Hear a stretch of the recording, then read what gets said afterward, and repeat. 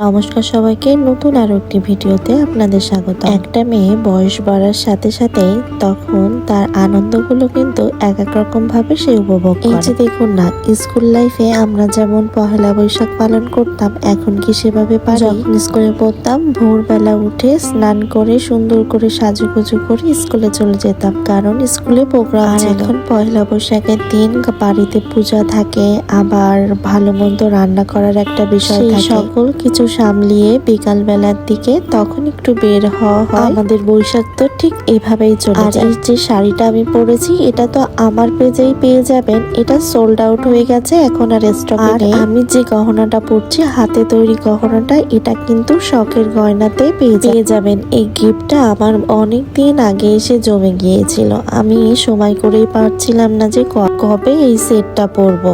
এই তো বৈশাখের দিনই সময় হলো এই সেটটা পরার। সাথে কিন্তু দারুণ মানিয়েছিল এই গহনাটা। কোন পেজ থেকে আমাকে গিফট পাঠিয়েছিল সেটা আমি লিংকটা শেয়ার করে দেবো, কেমন? আর আমি নামটাও বলে দিই, শখের গয়না থেকে এই গহনাগুলো পাঠানো হয়েছিল। আচ্ছা, আপনারা বলেন তো, আমাকে টিপ পরে ভালো লাগছিল নাকি টিপ ছাড়াই ভালো লাগছে? শাড়ি পরা নিয়ে আমার কখনো অভক্তি আসেনি। কোনো প্রোগ্রাম হলেই মনে হয় শাড়ি পরি, ঘরের ভিতরে টুকটাক মনে হয় শাড়ি পরি। আর হ্যাঁ, এই শাড়িটা কিন্তু আমার পেজে পেয়ে যাবেন।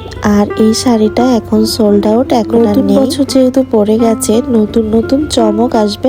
জামদানি শাড়ি আসবে, জামদানি শাড়ি যেগুলো আসবে নিজেই এত পছন্দ করে ফেলেছি, ভাবছি নিজের জন্য না রাখলেই না। তো অবশ্যই একটা হলেও নিজের জন্য জামদানি রাখবো, আর আপনাদের সাথে তো শেয়ার করব। শুধু অপেক্ষা করব, তাড়াতাড়ি আপনাদের সাথে শেয়ার করব কি কি জামদানি আসতে চলেছে। নতুন বছরে আবারও আপনাদেরকে জানাই শুভ নববর্ষ। ভালো থাকবেন।